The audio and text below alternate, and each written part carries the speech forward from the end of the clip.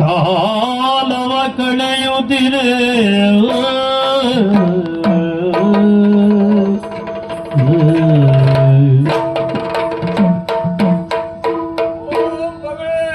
ಏನಪ್ಪ ಸ್ವಲ್ಪ ಸಮಯ ಕಳೆಯಬಾರ್ದು. ಯಾಕೆ? ಇಲ್ಲೇಟು ಹಾಡುತ್ತಾ ಕುಣಿತಾ ಇದ್ರೆ ಇನ್ನೊಬ್ಬನಿಗೂ ಸಂತೋಷವಾಗ್ತದಮ್ಮ. ಅಯ್ಯೋ ಅಪ್ಪ, ಸ್ವಲ್ಪ ಬಾಯಿ ಮುಚ್ತೀರ ನೀವು? ಹುಚ್ಚು ಬಯಕೆಗಳೇ ತಗೆ, ಹುಚ್ಚು ಬಯಕೆಗಳೇ ತಗೆ, ಇದನೇ ಹುಚ್ಚು ಬಾಯನು ಸುಮ್ಮನೆ, ಇದನೇ ಹುಚ್ಚು ಬಾಯನು ಸುಮ್ಮನೆ. ತುಚ್ಚ ನೀನನ್ನು ಪ್ರಜರು ಬಾಲಕಿಯ ತುಚ್ಚನಿಂದಲೇ ಹೋಗಲು.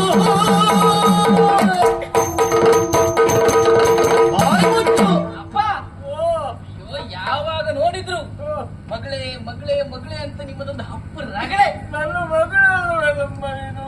ಬಾ ಅಪ್ಪ ಅಪ್ಪ ಅಂತ ನಾನು ನಿಮ್ಮ ಹತ್ರ ಬರೋಣವೇ? ನಿಮ್ಮ ಹತ್ರ ಬಂದ್ರೆ ನನಗೆ ವಾಕರಿಕೆ ಬರ್ತದೆ. ಅಲ್ಲದೆ ಹೋದ್ರೆ ನಿಮ್ಮ ಬಾಯಲ್ಲೆಲ್ಲ ಜೊಲ್ಲು ಸೊರಿತಾ ಇರ್ತದೆ. ಇದೇ ಕೈಯಲ್ಲಿ ಒರೆಸ್ತೀರಿ, ನನ್ನ ಕೂದಲೆಲ್ಲ ನೇವರಿಸ್ತೀರಿ. ನನಗೀಗ 18 ವರ್ಷ ಆಯ್ತು. ನನಗೆ ಬುದ್ಧಿ ಬಂದಾಗ್ಲಿಂದಲೂ ನಿಮ್ಮನ್ನು ನೋಡ್ತಾ ಇದ್ದೇನೆ. ಯಾವತ್ತಾದ್ರೂ ಒಂದು ದಿವಸ ಆದ್ರೂ ನೀವು ಹಾಸಿಗೆ ಬಿಟ್ಟು ಎದ್ದು ನಡೆದುಂಟಾ? ನೀನೆಲ್ಲೊಟ್ಟಿಗಿದ್ರೆ ನಾನು ಚೆನ್ನಾಗಿರ್ತೇನಮ್ಮ. ನಾನು ಬಂದು ನಿಮ್ಮ ಸೇವೆ ಮಾಡಿ ನೀವು ಗುಣಮುಖರಾಗ್ತೀರಿ ಅನ್ನೋದು ಅದು ನಿಮ್ಮ ಭ್ರಮೆ. ಇನ್ನು ಉಳಿದಿರೋದು ಸ್ವಲ್ಪ ಸಮಯ. ಸುಮ್ಮನೆ ಮಗಳೇ ಮಗಳೇ ಅಂತ ಕರೆದು ತಾನಾಗಿ ಹೋಗುವ ಪ್ರಾಣವನ್ನು ನನ್ನ ಕೈಯಾರೆ ತೆಗೆದುಕೊಳ್ಬೇಡಿ. ಇನ್ನೊಂದ್ಸಲ ನನಗೆ ರಗಳೆ ಕೊಟ್ಟರೆ ನಾನೇ ತೆಗೆದುಕೊಳ್ತೇನೆ. ಜನಪ ಕುಸಿದು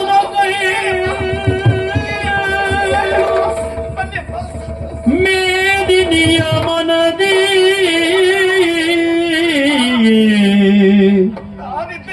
ನಿಮ್ಮ ಸೇವೆ ನಾನು ಮಾಡ್ತೇನೆ. ತನಯಳೆಲ್ಲುತ ತಿಳಿದು ಪಾಲಿಪೆ ಎನ್ನುತ್ತ ಸೇವೆಗೈದಳು. ಕರುಳಲಿ ಮೊರೆಯುವ ಸಾವಿರ ಮಾತಿದೆ, ಕೊರಳಿಗೆ ಸ್ವರವಿಲ್ಲ. ಕರುಳಲಿ ಮೊರೆಯುವ ಸಾವಿರ ಮಾತಿದೆ, ಕೊರಳಿಗೆ ಸ್ವರವಿಲ್ಲ. ನರಳುವ ಮನದಲ್ಲಿ ಕಿರಣವು ಮೂಡಿದೆ, ಬರೆಯಲು ಪದವಿಲ್ಲ. ಅಪ್ಪ ಅಪ್ಪ ಅಪ್ಪ ಅಪ್ಪ ನನ್ನಪ್ಪ, ಜಗವೇ ನನಗೆ ನೀನಪ್ಪ.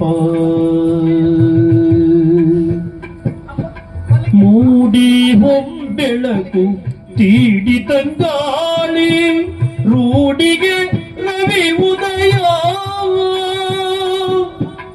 ಬಾಡಿ ಬಂದಿರುವ ತೊರೆಯು ತಂಪಾಗಿ ಕೂಡಿತು ಜಲಹೃದಯ. ಅಪ್ಪ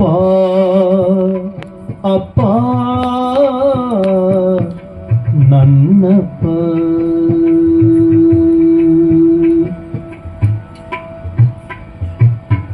ಹಾರಿತು ಹಕ್ಕಿಯು ಪಂಜರದಿಂದಲಿ, ಸೇರಿತು ಬಾಂಧನವ.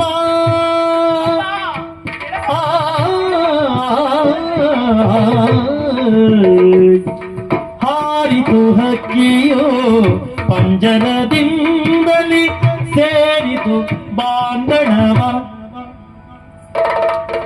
ಬೋರನೆ ಹಿಂಗರಿ ಬಿಚ್ಚುದನೀತು, ತೋರಿತು ನವ ಭಾವ. ಒಡೆದಿಯ ಕೊಳ್ಳಲಲ್ಲಿ ನಾದವು ಮೂಡಿತು, ನುಡಿದಿದೆ ಮೋಗನ ರಾಗ.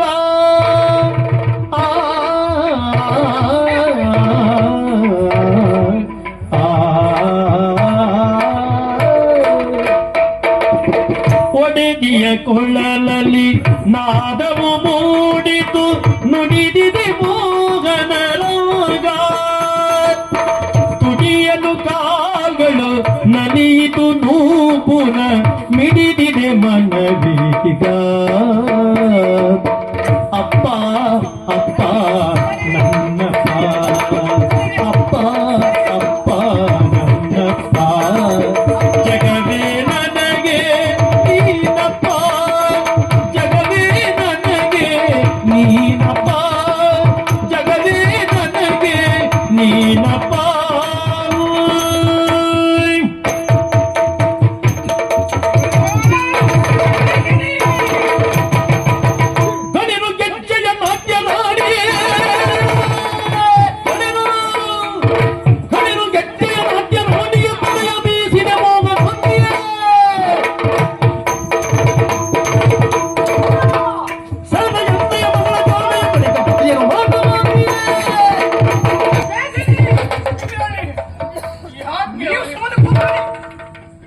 ನನಗೀಗ ಅರ್ಥವಾಗ್ತಾ ಇದೆ.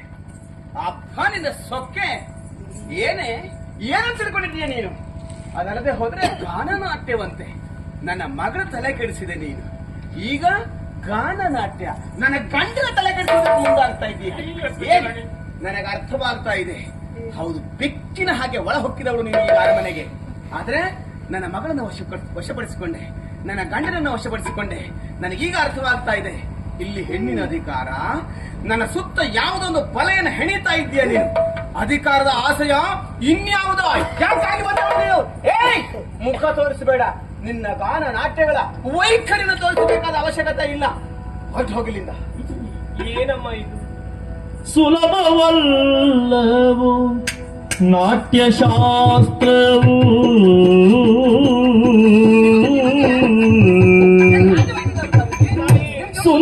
ಸುಲಭವಲ್ಲವು ನಾಟ್ಯಶಾಸ್ತ್ರವು ಹಳೆಯ ರುದ್ರನೇ ಮೂಲ ದೈವವು ನಲಿಯಲಾರದೆ ನೆಲವ ಕೂರಲು ಕಾಲವದೇನೋ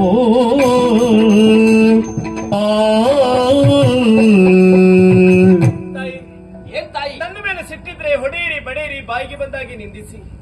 ನಾನು ಕೇಳ್ತೇನೆ, ಸಹಿಸಿಕೊಳ್ತೇನೆ. ಆದ್ರೆ ನಾಟ್ಯಗಾನದ ಕುರಿತಾಗಿ ನಿಂದನೆ ಮಾಡಬೇಡಿ ಅಮ್ಮ. ಓ, ಹಾಸಿಗೆಯಲ್ಲಿ ಬಿದ್ದಿರುವಂತ ಮಹಾರಾಜ ಇಂದು ಎದ್ದು ನಡೆಯಬೇಕು ಅಂತಾದ್ರೆ ನನ್ನ ಸೇವೆಯ ಜೊತೆಗೆ ಗಾನನಾಟ್ಯವೂ ಕಾರಣ. ಋಷಿ ಪ್ರಣೀತವಾದ ವಿದ್ಯೆಯಮ್ಮ ಗಾನನಾಟ್ಯ. ಆ ಗಾನನಾಟ್ಯಕ್ಕೆ ಔಷಧೀಯ ಗುಣವಿದೆ ಎನ್ನುವುದಕ್ಕೆ ಸಾಕ್ಷಿ ಮಹಾರಾಜ ಚೇತರಿಸಿಕೊಂಡಿರುವುದೇ ಸಾಕ್ಷಿ. ಯಾಕೆ ಅದರ ಕುರಿತಾಗಿ ನಿಂದಿಸ್ತಾ ಇದ್ದೀರಿ ತಾಯೇ? ಬೆಂಕಿ ಉರಿಯಬೇಕು ಅಂತಾದ್ರೆ, ಗಾಳಿ ಬೀಸಬೇಕು ಅಂತಾದ್ರೆ, ನಂದಿದ ದೀಪ ಬೆಳಗಬೇಕು ಅಂತಾದ್ರೆ, ಹಸು ಹಾಲು ಕೊಡಬೇಕು ಅಂತಾದ್ರೆ ಕೊಡಿಸುವಂತ ಶಕ್ತಿ ಗಾನನಾಟ್ಯಕ್ಕಿದೆ. ಶಾಕುಂತಲೆ ಗಾನನಾಟ್ಯದ ಮೂಲಕವಾಗಿ ದುಷ್ಯಂತನನ್ನು ಮದುವೆಯಾಗಿ ಚಂದ್ರವಂಶದ ಸೊಸೆಯಾದ್ರು.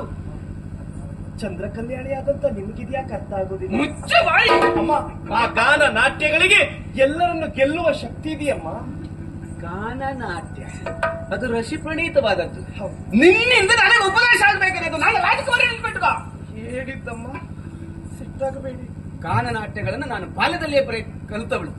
ಅಷ್ಟೇ ಅಲ್ಲ, ಮಹಾರಾಣಿ ಆದವಳಿಗೆ ಅದರೆಲ್ಲದ ಪ್ರಜ್ಞೆ ಇರಬೇಕು. ನಂಗೆ ಗೊತ್ತುಂಟದು. ಓಹೋ, ನಿನಗೊಂದು ಸೊಕ್ಕುಂಟು. ನನಗೆ ಅರ್ಥ ಆಯ್ತು. ಗಾನನಾಟ್ಯದ ಮೂಲಕವಾಗಿ ಮಳೆ ಬರೆಸಿದವರಿದ್ದಾರೆ, ಗಾನನಾಟ್ಯದ ಮೂಲಕವಾಗಿ ದೀಪ ಬೆಳಗಿಸಿದವರಿದ್ದಾರೆ, ಗಾನನಾಟ್ಯದ ಮೂಲಕವಾಗಿ ಏನೋ ಮಾಡ್ತೀನಿ ಅನ್ನುವಂತಹ ತುಂಬ ವಿಶ್ವಾಸ ನಿನಗಿದ್ರೆ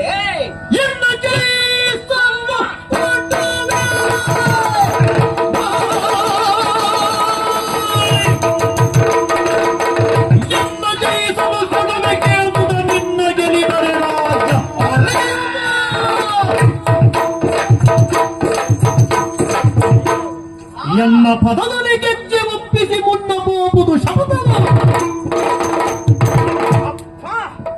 ಗಾನನಾಟ್ಯದ ಮೂಲಕವಾಗಿ ಪ್ರಪಂಚವನ್ನು ಜಯಿಸ್ತೇನೆ ಅನ್ನುವಂತ ವಿಶ್ವಾಸ ನಿನಗಿರಬಹುದು.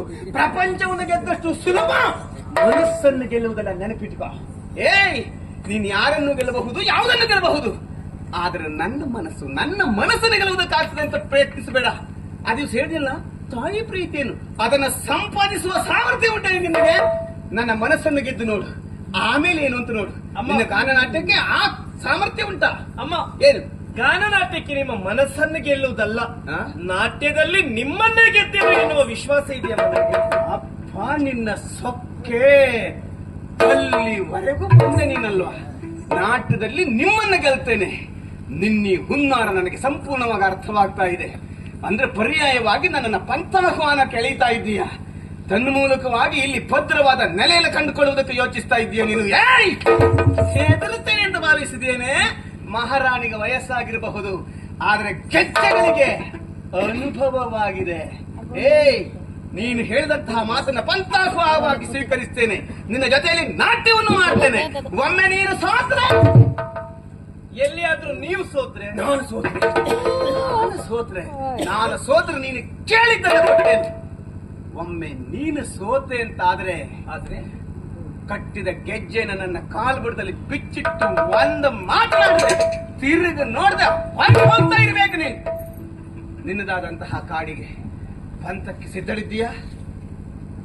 ಸಿದ್ಧಳಿದ್ದೇನೆ. ಅಪ್ಪಪ್ಪಪ್ಪಪ್ಪಪ್ಪ. ಏಯ್, ಇದಕ್ಕೆ ಸರಿಯಾದಂತಹ ವ್ಯವಸ್ಥೆ ನಾನು ಮಾಡ್ತೇನೆ. ಮಂತ್ರಿಗಳೇ, ಹೀಗೆ ಬನ್ನಿ. ನನಗೂ ಓಲಿ ನಿಂತಿರುವ ಹುಡುಗಿಗೂ ಪಂಥಾಹ್ವಾನ, ನಾಟ್ಯ ಸ್ಪರ್ಧೆ, ಅದಕ್ಕೆ ಬೇಕಾದ ಎಲ್ಲ ಸಿದ್ಧತೆಗಳು ನೀವು ಮಾಡಬೇಕಾದದ್ದು. ಅದಕ್ಕೆ ಬೇಕಾದ ಸಿದ್ಧತೆ ಅರ್ಥ ಆಯ್ತಲ್ವಾ? ನೀವು ಮಾಡ್ಬೇಕು.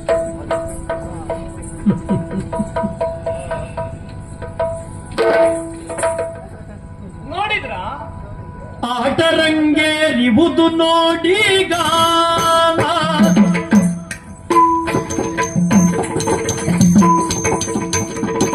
ಆಟರಂಗೇರಿವುದು ನೋಡೀಗ, ತಾಳಕ್ಕೆ ಕುಣಿಯುವ ನಾಟ್ಯದಲ್ಲಿ ಜಯಲಕ್ಷ್ಮಿ ನಾನೀಗ, ತಾಳಕ್ಕೆ ಕುಣಿಯುವ ನಾಟ್ಯದಲ್ಲಿ ಜಯಲಕ್ಷ್ಮಿ ನಾನೀಗ.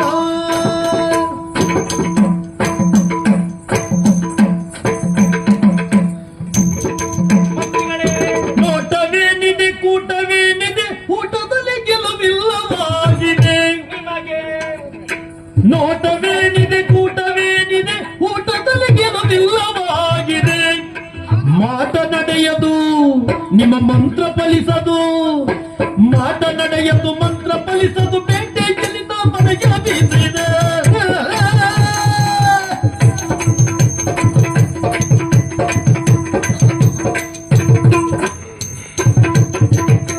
ಆಟರಂಗೇರಿವುದು ನೋಡೀಗ, ತಾಳಕ್ಕೆ ಕುಣಿಯುವ ನಾಟ್ಯದಲ್ಲಿ ಜಯಲಕ್ಷ್ಮಿ ನಾನೀಗ.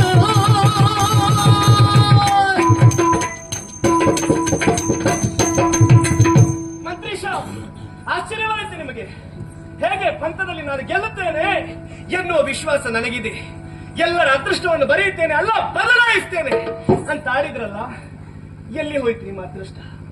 ಎಲ್ಲಿಯಾದ್ರೂ ನಾನು ಇಲ್ಲಿಗೆ ಗೆದ್ರೆ ಇಲ್ಲಿಯ ರಾಜಕುಮಾರಿ ನಾನಾಗ್ತೇನೆ. ನಾನು ರಾಜಕುಮಾರಿ ಆದ್ರೆ ನೀವು ಬೀದಿಯ ಭಿಕಾರಿ ಆಗ್ತೀರಿ. ನೆನಪಿರ್ಲಿ, ನಾಟ್ಯ ಮಾಡುವ ಮನಸ್ಸು ಮಹಾರಾಣಿಗಿದ್ರು, ನಾಟ್ಯ ಮಾಡುವ ವಯಸ್ಸು ಮಹಾರಾಣಿಯದ್ದಲ್ಲ. ಮನಸ್ಸು ಕೇಳಿದ್ರು ದೇಹ ಕೂಡುವುದಿಲ್ಲ ಮಹಾರಾಣಿ. ಮಂತ್ರಿಗಳೇ, ಅವರು ಗೆಲ್ಲುವುದಕ್ಕೆ ಸಾಧ್ಯವೇ ಇಲ್ಲ. ಈಗ ನಿಮ್ಮ ಆಟ, ಈಗ ನಿಮ್ಮ ಮಾಟ, ಈಗ ನಿಮ್ಮ ಕೂಟ ಯಾವುದು ಫಲಿಸುವುದಕ್ಕೆ ಸಾಧ್ಯವೇ ಇಲ್ಲ. ಒಮ್ಮೆಲೆ ಹಾರಬಾರದು. ಕಾಲ ಬರುವಲ್ಲಿಯವರೆಗೆ ಕಾಯಬೇಕು. ಕಾಲ ಬರುವಲ್ಲಿಯವರೆಗೂ ತುಳಿದವರ ಎದುರು ನಾವು ಮೌನವಾಗಿರಬೇಕು. ಆ ಕಾಲ ನಮ್ಮದಾದಾಗ ತುಳಿದವರು ಮೌನವಾಗಿರುವಷ್ಟು ಅಬ್ಬರಿಸಬೇಕು. ಇದು ನನ್ನ ಕಾಲ, ನಿಮ್ಮ ಪಾಲಿನ ಸೋಲಿನ ಕಾಲ. ನೆನಪಿಟ್ಕೊಳ್ಳಿ. ನಿನ್ನ ಮಡಿಸುವೆ, ನಿನ್ನ ಕುಣಿಸುವೆ.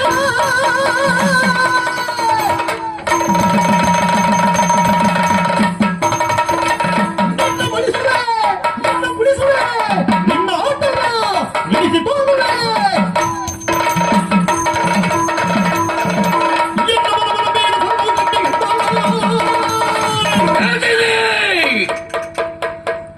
ಸೂರ್ಯಸೇನನಿಗೆ ಪಂಥಾಹ್ವಾನ.